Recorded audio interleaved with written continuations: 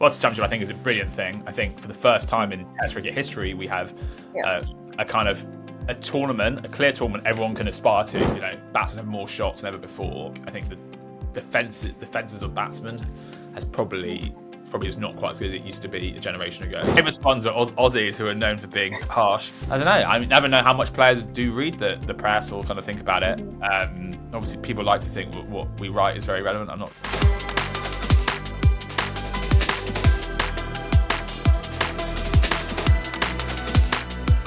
Hello everyone, this is Malishka from onRec, the official podcasting club of IIT Roorkee.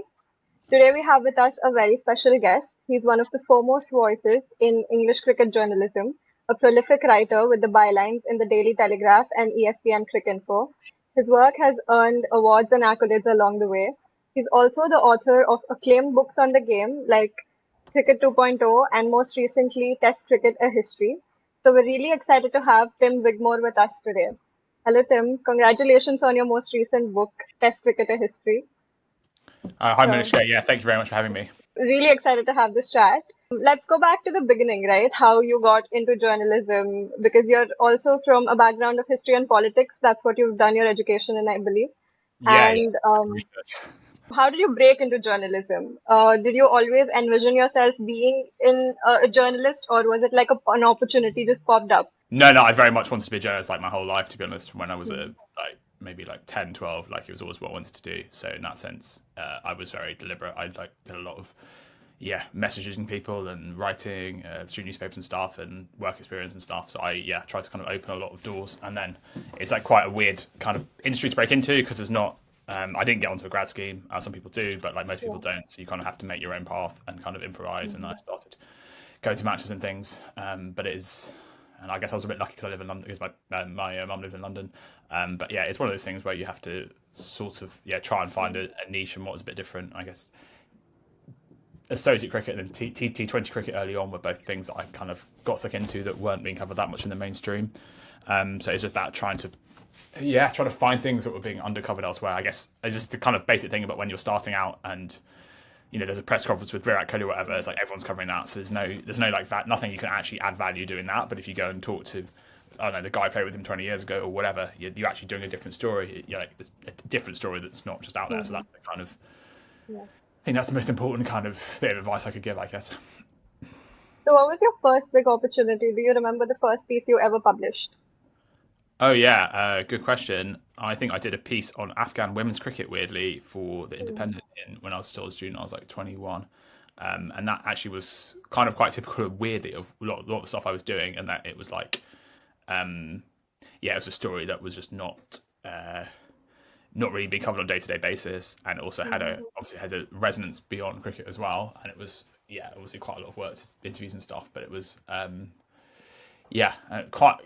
actually quite typical of a lot of what I was doing. And I suppose one of those things, if you do things that are good and a bit different, then you get to do maybe the more kind of mainstream stuff as well. So having that, in a way, having that outsider's approach is really beneficial because when you are covering England or covering India or whatever, is quite relentless, obviously. And if you're kind of a youngster and you don't have that, well, obviously you don't have, as long as you're not trying to kind of do a job that you're not doing, you actually have a chance to do lots of stuff that is being kind of undercovered elsewhere. So that's an interesting kind of strand as well.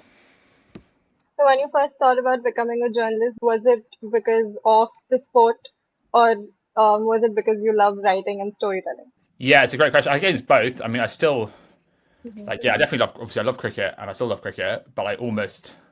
the writing and storytelling, I almost probably love even more. And I do some other sports now a little bit, and it's even though I don't have the same knowledge as I do of cricket, the kind of human interest stories are quite universal almost, and kind of teasing those out is really satisfying. So it's almost I don't know, doing quite a big article, which is what things I most enjoy. Doing obviously books is an extreme example of that. It's almost you've got all the pieces of the puzzle and it's seeing how they all fit together. And it's it can be really infuriating. How do you get from A to B, whatever, but also it can be really, if you have this, your head's against a brick wall and it's this is really difficult. And then somehow, maybe it's when you're in the shower or walking or something, not even when it's in front of you. And then you see, you put this there and then it all kind of flow. That's something really that I really like. It's really kind of satisfying. It's hard, but when that all comes together, it's really satisfying, and it's like a kind of, you just think that is how it's meant to be. And yeah, that's a really fun aspect. Yeah, so when you're reporting, especially with the sport, you don't just like report facts. You're shaping stories, and I believe that you're somewhat in control of the narrative when it comes to the game, at least. So, do you ever feel responsible of potentially influencing the perspective that you create in between the audience What, in terms of what you say? in terms of the game? So people then kind of acting on what I've said. Yeah, yeah. I mean, it's kind of like, in a way, as a journalist, you obviously you're kind of impartial, but you also, if you research things and think something strongly, then that's actually, you should kind of want that to an extent. It's like, it's not that you should be, it's like you obviously don't want to be like a fan, and I definitely am not like that in terms of my writing. But if you show something is wrong, or there's a corruption or whatever, and then someone acts on that, that's a really good outcome. I've done a lot on obviously ICC over the years, and the many bad ways in which it's run, and I've had some nice feedback from people there, but I'm not sure the way the ICC's run has improved, so I'm not sure has had an impact. Yeah, it's a good question. It's funny. It's like it probably just happened very occasionally, but like not that often, and it's sort of, I guess it's nice if it happens, but it's also not really your job. It's not your job to make it happen, but if you expose stuff that's bad and that does lead to a good outcome, that's desirable. But it's funny, but you definitely don't want to. Don't want to be saying they should pick so the whole time, but obviously sometimes when you do think something strongly, or I suppose with that stuff, it's more at administration level, politics level. If you show something is wrong and something is fair, then you kind of do want that to change. I don't think there's anything that's not like a bad thing to say, I don't think. Yeah, and similarly, you could have like very strong opinions about something, but that's not very, you could have controversial opinions about something, and those could be your personal biases about the game, about how it goes on, and like about certain decisions when it comes to a game. So when you're reporting those stories, how do you differentiate, or how do you draw the line between objective storytelling and your personal bias? Yeah, it's a good. So I guess a big one would be like a few years ago when the World Cup was 10 teams. I was really saying this is wrong, and I was comparing a lot with other sports, and kind of I had some view from the ICC that was very negative, but also lots of people at the ICC were like, this is spot on, and actually what's happened, and also the Olympics. I would say rages. Cricket should join the Olympics, and what's happened now? Well, cricket has joined the Olympics, and the World Cup has got bigger, and the T20 World Cup's got bigger. So I would say this, but I would say like my view was kind of right along. Others would obviously disagree, but so I guess partly it's like, if you're writing a column, this is clearly a column. If you're writing a news piece, it's got that sort of separation. But if you're doing like an analysis, it's in this situation, it would be perfectly reasonable to say, cricket is exception. You can just draw a comparison with other sport, and just one of the simple things was showing that other sports World Cups were expanding. Cricket was the only one that was going that way in reducing its teams. That is kind of public. So I think it's quite important. It was quite important to point out at the time that, because I think sometimes cricket is very myopic in terms of how it sees itself. Like, it doesn't compare itself to other sports. It thinks of itself as this separate game. And of course, in some ways it is, but actually to have it aware as to what other sports are doing is quite useful, because it sheds light. And it's like, if everyone else is doing this, do you really want to do this cricket when you're like the one that's opposite? That's like quite a useful, that could be quite a useful exercise. And I think it's all because I think a lot of people who work in cricket end up working cricket their entire lives.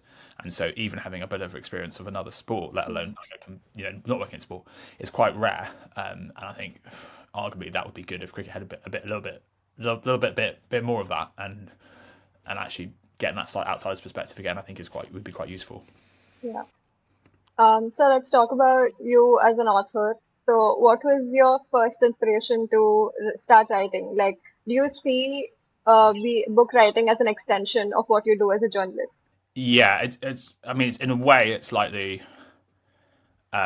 almost like the purest form. And with that, I mean, if you do an article on a deadline, you obviously give it absolutely everything you can to make it as good as possible. But but there's always like it's probably never going to be perfect, is it? And a book's obviously not going to be perfect, but I feel with the Test cricket book certainly, it's the best book I could possibly have done, in a way that with articles you might feel it's the best you could have done under the certain time pressure that you have, but to have that and also to have the chance, just kind of, it's funny when you write, I find that exposes what you don't know in a weird way. So sort of when you're writing stuff, you're like, oh, I don't quite get how we go from A to B, and it's and the act of writing it is kind of what shows you your ignorance. And the great thing about writing a book is that you have so long to fill in the kind of ignorance and try and work out what's happening. So yeah, the book was actually 5 years from inception to coming out, and actually got a year's extension during it, which was a great thing to do.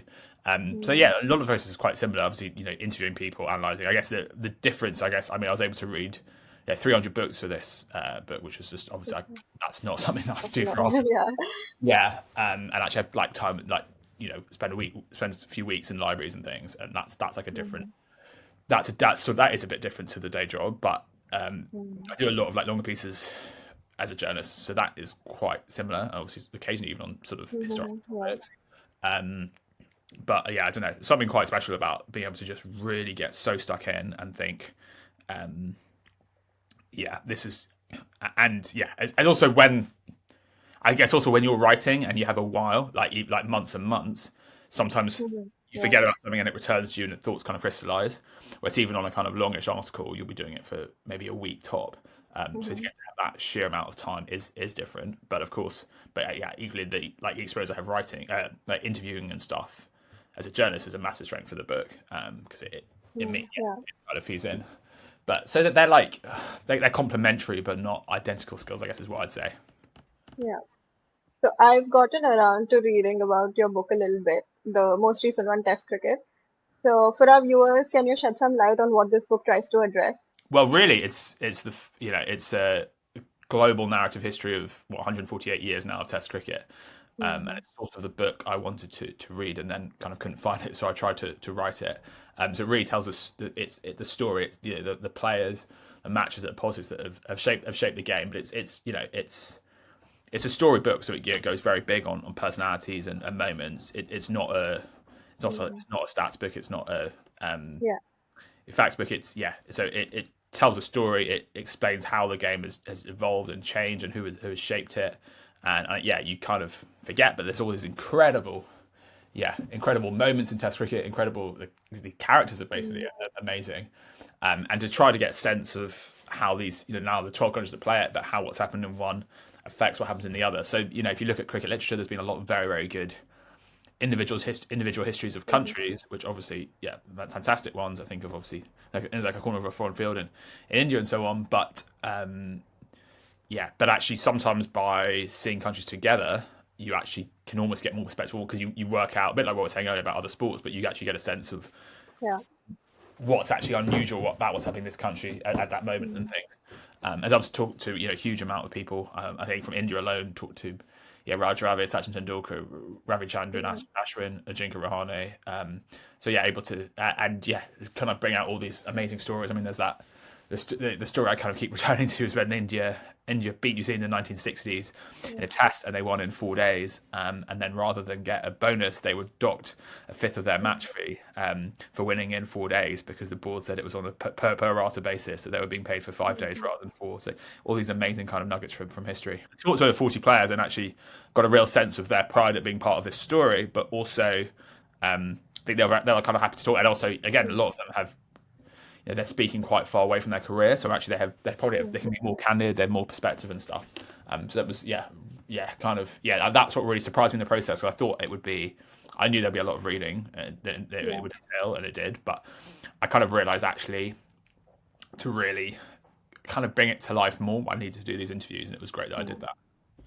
So the book is very well rounded. It doesn't just have facts and stats. It has a lot of stories and a lot of research involved in it.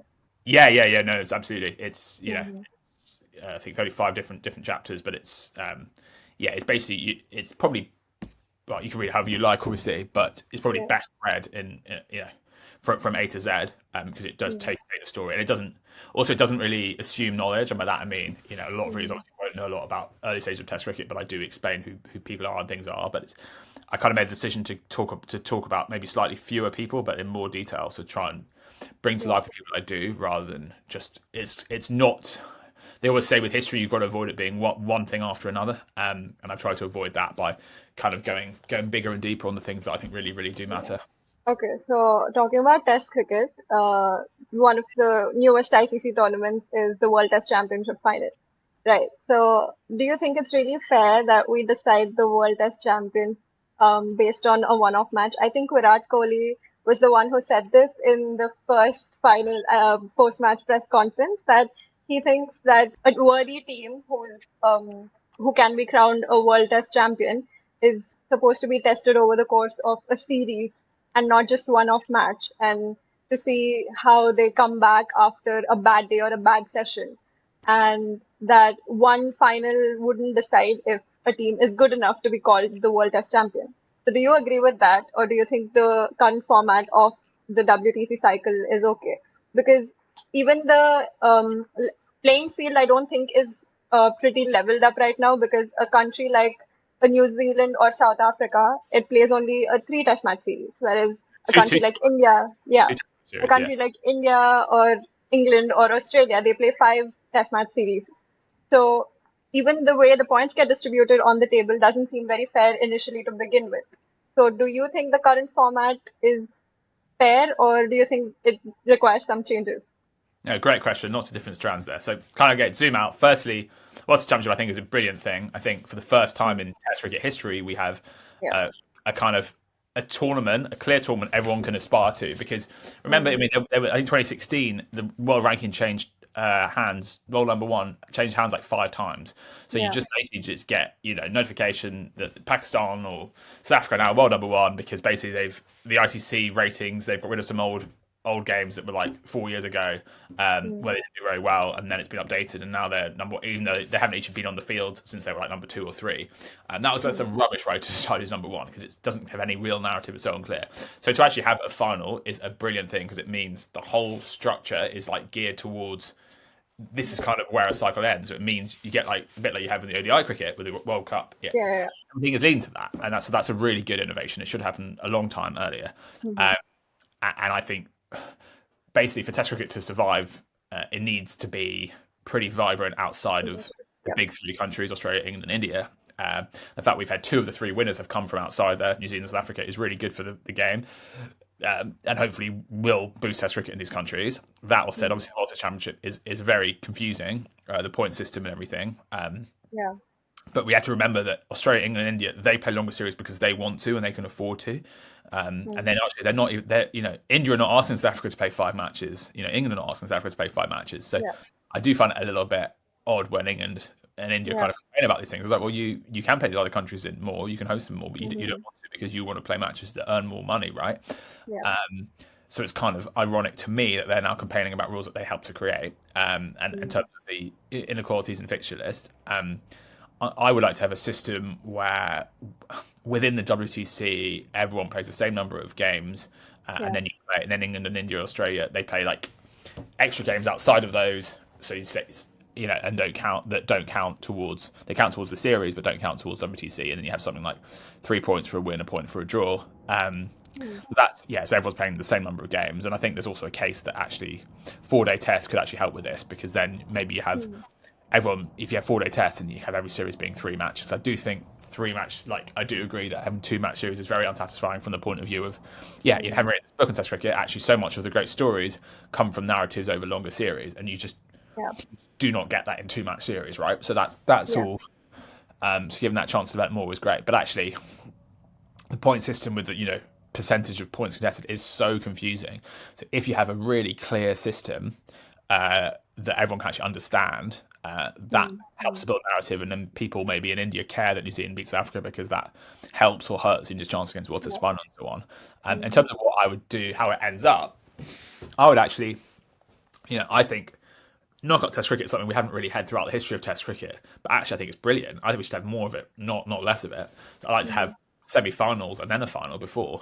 And frankly, if you win semi and a final in consecutive weeks, then you deserve to be the World Test champions. But I find the final comment a bit odd because, India in the World Cup 2023, they were the best team, but they lost the final and therefore they deserve not to win. That's how sport works sometimes, right? You don't, if you just want an endless league table, everyone play 20 times and you find out, well, that's fine. But the whole point in knockout sport is more exciting. And actually, it's actually quite nice that the best team doesn't always win. That shows that teams get together and it all works out. That's fine. You can't. And also just practically. So practically, there's no room in the schedule. And if there is any room at all, I think having semi-finals would be much better. Also, what semi-finals would do is it would keep more teams in the hunt for longer, and even like a West Indies, someone like them might think, actually, we've got some quite easy home fixtures this cycle. We think we can, basically win every game at home, and then we pick up the odd win away. Suddenly, we might sneak fourth, get in the semi-final, and that's a huge deal for Test. Yeah. Also, I suppose the other thing, semi-finals would just literally guarantee you'd have at least one non-big three team in every last four. But I also think the narrative, if you had, think of the last WTC, well, say if South Africa had beaten India the week before, that would have actually kind of given more narrative before the final. And in a weird way, also because the game has sort of dropped slightly randomly. If you had a semi-final, you'd actually kind of be advertising the final being the following week. But I think the Ulster Championship is really, really important. And I think the answer is not to sort of say, oh, it's imperfect. Of course it's imperfect, but the answer is to say, how can we pump it up and make it better? And if we do that, that will actually... Basically, WTC is the best solution yet to making Test cricket more relevant throughout the world. Beyond the Australia, England and India, it's a case of giving it the support. At the moment, it's sort of it's a good idea, but it's sort of got one hand tied behind its back, for the points system and everything. But I think to make it better is, I think, the single thing that would help keep Test cricket as vibrant as possible, basically. So do you also think that having the final in England plays a role in what the result is going to be? Or just the conditions and the game being played in England is not relevant to the final? Yeah, it's odd, isn't it? So part of the reason for that is simply because games in England do get very good crowds for neutral games. Obviously, we've had 3 finals. England, which I think is quite embarrassing, haven't been in the final once, and the games. So that was a COVID game, but games basically have all been really, really, really well supported. And the last, in fact, have been, I think, some of the most. I think 2023 India Australia was the most watched Test match of all time. So it's like, these games have worked. I don't think England should kind of host the final indefinitely forever, but I do think from the point of view of neutral, the demographics of London, especially, like it. Yeah, there is reason for that. And the other point is that in the calendar and the cycle, playing in June, England is probably the country at the moment that works best for that. If that's for the game. I don't know. A question for you. I mean, how much do you think? How good would the crowd have been for South Africa, Australia, in India? Well, I think India would pull a lot of crowd. We do see that even domestic series gets a lot of crowd. So I don't think playing in India would be a disadvantage. But also with India, I think the problem is that there'll be too much crowd supporting India. So how would the crowd be if it was South Africa versus Australia? That's what I'm saying. Like, I don't think that our crowd would be in support of a different country. So if we don't make it to the final, I don't think the match would pull a lot of crowd. Yeah. Okay. No. Fair enough. Yeah. That's one of those things. Obviously, the World Cup, right? The first 3 ODI World Cups are in England, and then you kind of move around. Because obviously you can't keep it indefinitely in one country forever. But I think there are some decent reasons for the approach so far with WTC, I guess is what I'd say. So also there's been talk of like a 2-tier World Test Championship, something which is similar to how Premier League is played in the football. So do you think such a model could like increase the competitiveness and reach for Test cricket?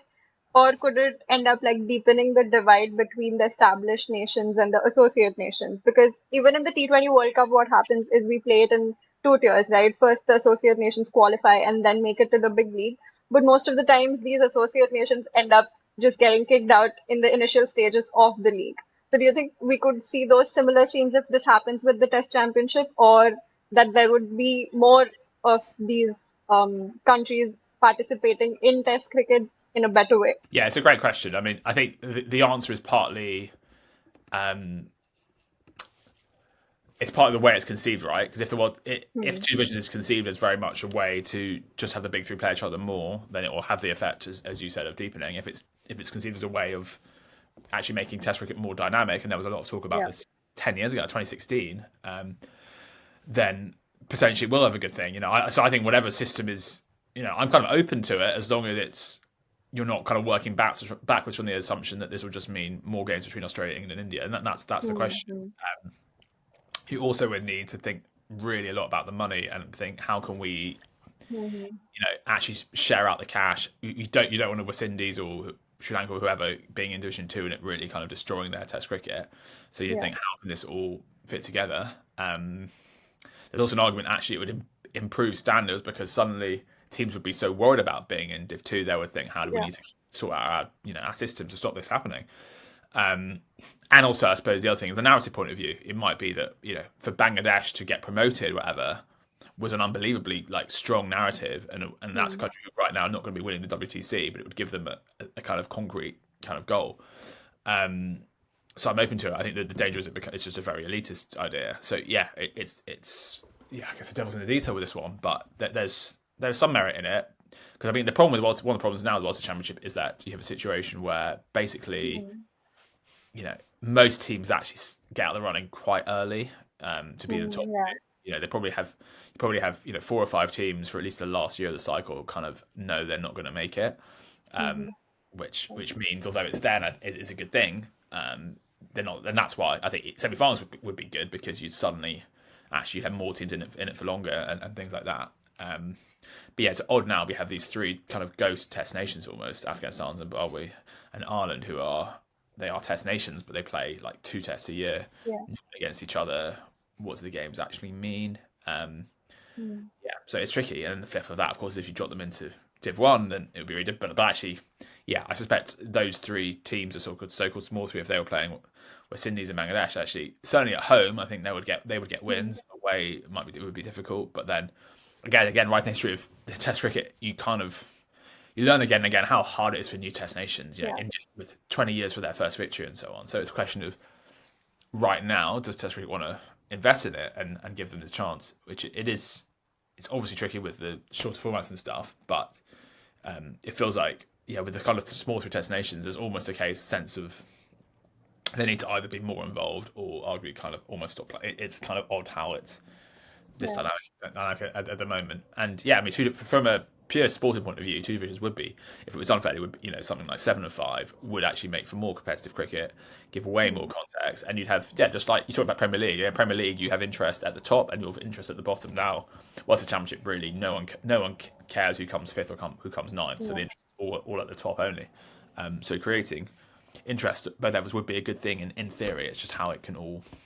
Is that done in a fair way? We've also seen tests on extremely bowler-friendly pitches recently, so they're very short-lived as well. Because once you know that the bowler has the upper hand, you know that they can get the batsman out very easily. So these test matches that last only 3 days or get over within 2.5 sessions. Do you think that plays on the batsman's psyche and also on the traditional watchers? Because I'm here to watch the team bat twice and bowl twice. And now these test cricket, the matches are just getting over very quickly. So we don't see a team play for 5 days. We don't see them have a bad session and come back and absorb those setbacks and then learn from their mistakes and then make their team better.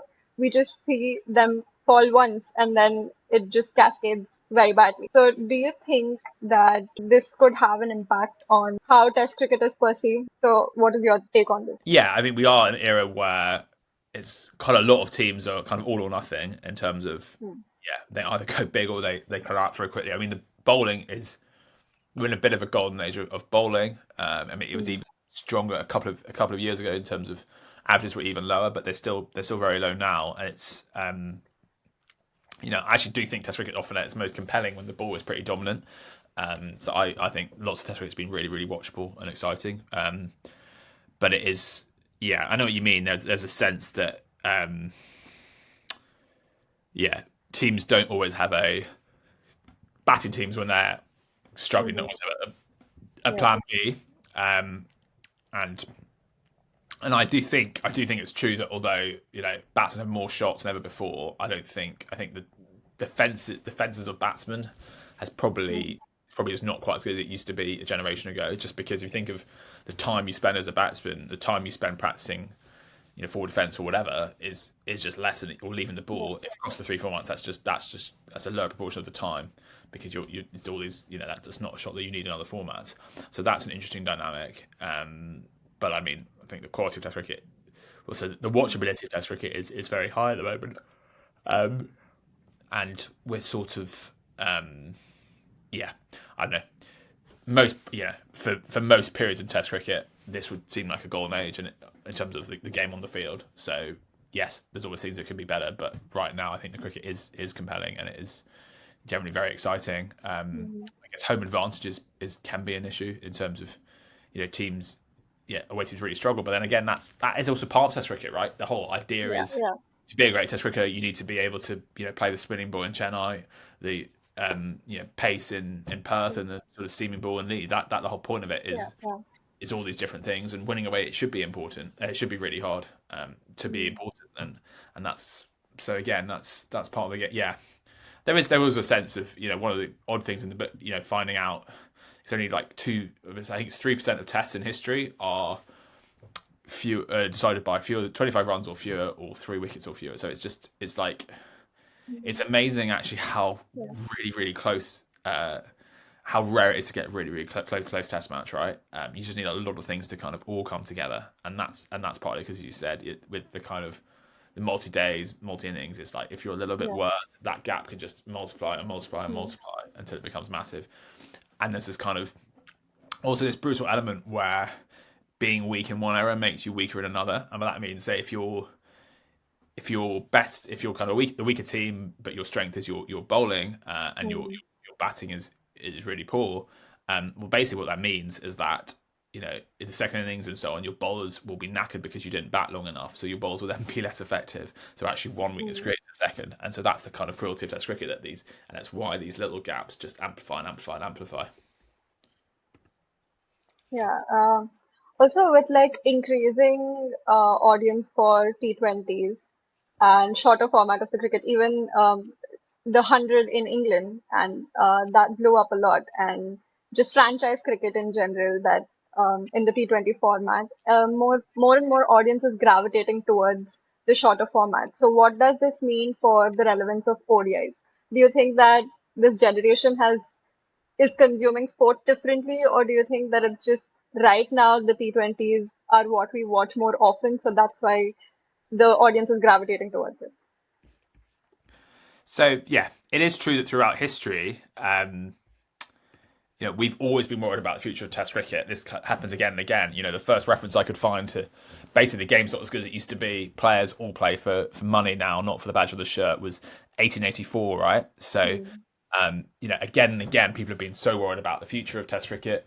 When ODI started, and when we had Packer World Series cricket in 1977, people thought that would be the end, and then when ODIs get bigger afterwards, and T20s created in 2003, then IPL 2008. So we have all these moments, and Test cricket has found a way to survive. So in that sense, it's kind of that history kind of makes me less worried than I was at the start of the project. That all said, clearly this is a new challenge, and you basically need a situation where administrators see all the different formats as part of a kind of central ecosystem. Rather than existing in isolation and kind of cannibalizing each other, which is the risk. So that's what you really need to happen. You need a sense of it all being part of the same kind of coherent whole, and that's why actually you have things like windows for Test cricket where there's no franchise leagues. That's a good idea, because you have a congested period of time when everyone's thinking about Test cricket. You also mean players are not going to be better off not playing Test cricket, which is such an issue. So that's what you need. I mean, I still think it's interesting. A lot of people who don't even go to Test cricket, but they still actually follow it.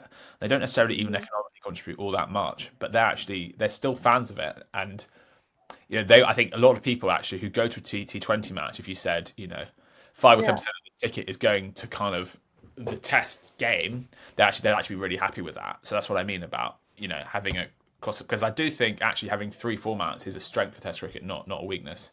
As a strength for cricket, not a weakness. It's just how that all fits together. Yeah, but we see a lot of countries focus a lot on the shorter formats. Like West Indies has their own Premier League, I think, with the T20, and they focus a lot on that. So for countries like that, do you think that they it's a setback for them to focus more on the shorter formats and play a lot more franchise cricket than play Test cricket or ODI cricket on the international level? Yeah, well, so he's setback for the players. Yeah.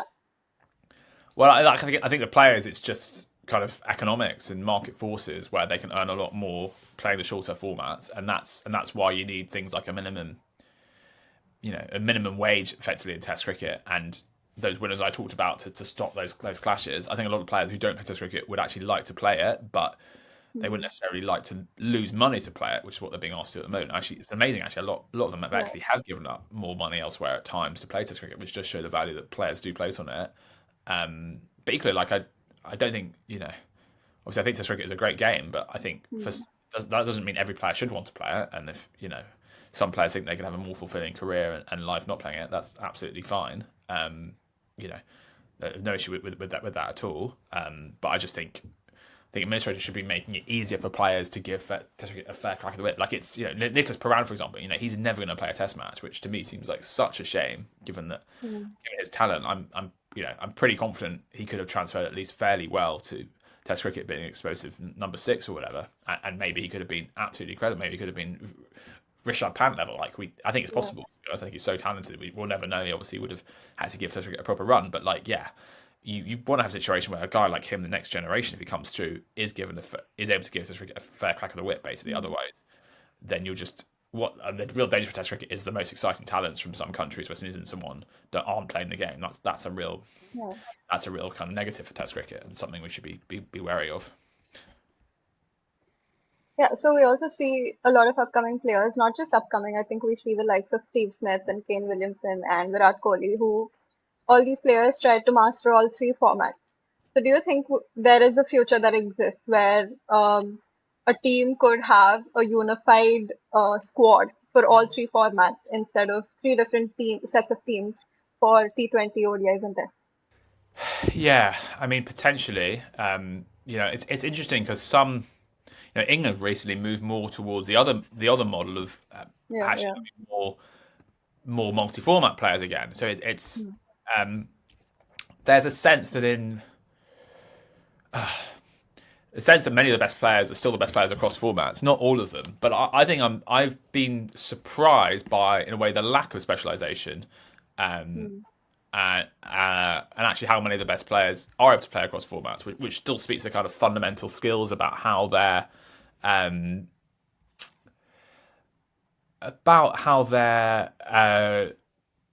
those skills actually do translate, and that's actually kind of a testament to Test cricket, really, that if you're really good at that, you have a pretty strong basis to be able to do really well in different forms. And it's one of those things, actually, we see this in ITC tournaments a lot, where you get all the bowlers are suddenly, because in bilateral T20 cricket, often you get a lot of bowlers being rested, fast bowlers especially, and then suddenly when it comes to World Cups, you have everyone's at full strength of their bowling attack, and suddenly you're finding a lot of the batters and the scores are dropping, and a lot of the batters who are doing best are actually the guys with the strong foundation in Test cricket. So that dynamic is pretty interesting. So there's a lot to be said for.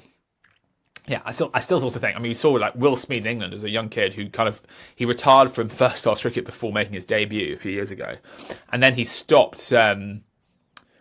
Afterwards, and then he kind of reversed his retirement because he wanted to play. He actually thought just for his white ball game, it was a real benefit in playing red ball cricket as well. So it's just funny how these things all pan out. I do think it's I do think there's a real there's still a real value in playing kind of multiple formats, I think, especially for a young kid. It's just how it fits together. And again, that comes back to the kind of the macro questions in terms of how money is given. I mean, that's the most kind of fundamental thing of all. We used to have, until 2000, teams get a tour fee when they tour a different country. Now it's a reciprocal deal, but that means when West Indies come to England or India, they don't get any money at all. They instead get an inbound tour from these countries. But of course, West Indies' economy is so much smaller, so they earn 5% as much as England do for hosting England as England earn in return for hosting West Indies. So these are the issues that need to be addressed in the windows and the minimum, because also at some point this is kind of enlightened self-interest for the biggest countries like England.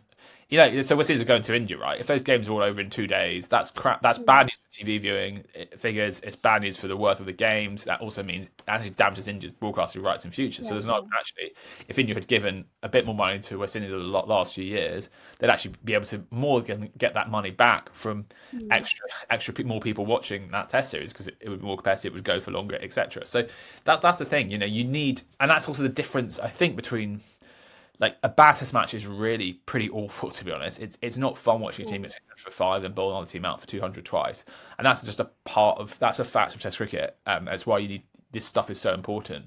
Football. If I'm an Arsenal fan, if I see go Arsenal, if they play Man U and they win 5-0, that's like brilliant. That's like you can't get better than that. That's like, you don't actually need that on the kind of day-to-day basis. That competitiveness is not quite as important. Whereas actually Test cricket, if it's not competitive, it actually can get quite dull, and that's why you really do need. So you do need to think about how to make the whole kind of family of nations strong, not just the 3 or 4 at the very top. I kind of want to go back to something you said, that the bowlers are usually rested during the bilateral series, like the main players, and then they come back during ICC tournaments. Do you think that kind of leads to the team not having a cohesion, like the bowler the bowlers or the players who have been rested haven't had the time to practice along with the entire team, so they're not very clear with where they're supposed to be poised or what their role is in the team.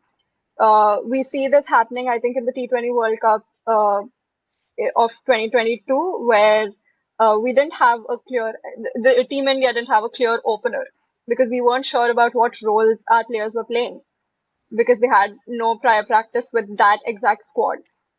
So do you think that not having enough practice with your squad prior to ICC tournaments really affects your game? Because that tournament, India, I think, went out of the running even before, prior to most teams. So nobody expects for a team like India to go out of the running that early in a tournament, especially with all-star players being there. So do you think that must have played a role in how their performance was in that tournament? Yeah, that's right. I think so. It's this weird balance that these players will come back, but you need an element of them kind of cohesiveness before. So it's how that all comes together. I mean, you tend to batting units tend to play quite a lot, reasonable amount together, but it's those bowlers, and that's a challenge. I mean, that's what a lot of teams will give a sort of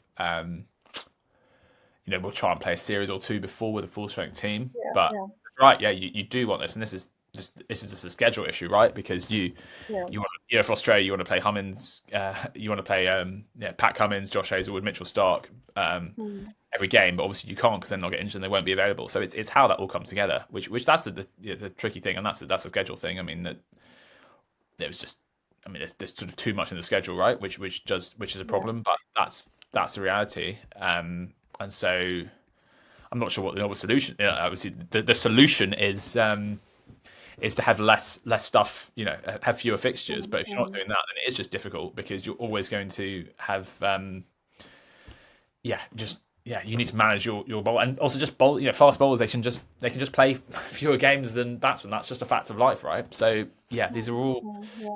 Yeah, it is. There's not necessarily easy answers to all of this stuff.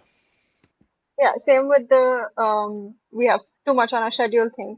Is that I think right now for the last couple of years we've had one ICC tournament every year, and we have I think we see a similar schedule for the next couple of years as well.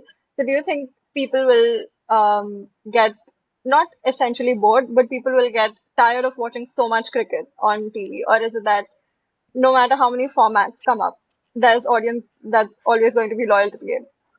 No, I think you're right. I think there is a kind of less is more thing where you need to, the market. I mean, there's just always cricket on, and I think yes, there is a big demand, and there's different formats, like you said, the case of different audiences. But I think ideally it would be great to have even just 3-4 weeks a year when you had no cricket and you had a bit of a sense of this is between the whatever northern and summer season, and you just have nothing here. That would be great. I think it would give players and people working cricket a chance to reset, but also I think it would give fans a chance to reset a little bit and have that.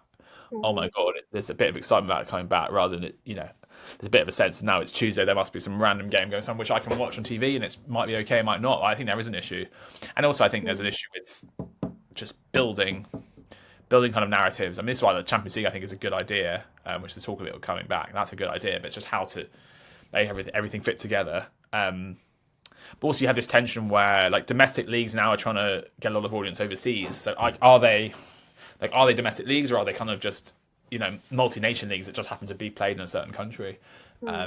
So you have all these, basically the problem is you have no central leadership in cricket. You have the ITC is basically an events company that does a decent job running events, and that's kind of all it does. So who runs cricket? Well, BCCI is the closest to it, but even then it's so many injuries. When you say that, it's so kind of diffuse who runs it, and that is a problem for the game, because for like very, very casual fans, if you say what's important, in England they'll say the Ashes and they'll say the World Cup, but beyond that they kind of won't know what's important, and that's why it should be a bit easier to work out what's important, I think. Also, English media has a kind of a reputation of being hard on the visiting teams. So why do you think that is? Like, it kind of plays on the psyches of the players as well, right? So it does take a toll on how a tour is remembered for the players, for the visiting teams. So what is your take on that? Like, is it pure criticism? Famous ones are Aussies, who are known for being harsh. Maybe you're right. I don't know. It's interesting. I don't know. I never know how much players do read the press or kind of think about it. Obviously, people like to think what we write is very relevant. I'm not sure it always is, but I think the challenge I'm doing, and partly it's just the summer linear is just that you had these 5 test matches all going 5 days, and that was just a unique challenge. And you obviously have that with a very congested schedule. That is all part of the challenge. I don't know. It's I guess you'd have to ask them, but I don't think the English media is that harsh, I think, to be honest. I mean, I guess maybe I would say that, but I think some Aussies kind of half jokingly pride themselves on being harsh. I don't think English necessarily think the same way, but that's interesting. Okay, so we have a quick little rapid fire for you. What is a cricket book you would recommend to a non-cricket fan? Good question. I do really like Pundits from Pakistan by Rahul Bhattacharya. It captures that series does fall very nicely in the wider significance. Beyond the Boundary by CLR James as well is definitely got a lot of kind of resonance well beyond cricket. What's your favorite stadium to watch a test match? Good question. I watched a game in Cape Town. Yeah, Cape Town would be superb. So maybe, Cape Town would be up there. Maybe I'll go for Cape Town. I thought you would pick Lords. Nah, cliche. Okay, one match you wish you were present in person for? Thai Test 1960, Australia, West Indies, the Gabba. Okay. One upcoming cricketer you think will define the next decade? Oh, good question. Everyone says, Jaiswal's absolutely obvious. I think, and Beth Owen talks about, I think Will O'Rourke, I really like the look of him. I think there's something special there, so I'll go for O'Rourke. So if you could co-author a book with one cricketer, who would you pick? If I could what, sorry? If you could co-author a book with a cricketer, who would you pick? God, that's a good question. Garfield Sobers is still around, so maybe him. He's definitely the best living cricketer, maybe the best test cricketer, full stop. Okay. So that brings us to the end of our podcast, and it was lovely chatting with you, Tim. Thank you so much for giving us your time. Thank you so much. That was so fun. Here is a copy if anyone wants to check out as well. Yeah. Thank you so much for being here. Thank you so much. That was really fun. Thank you.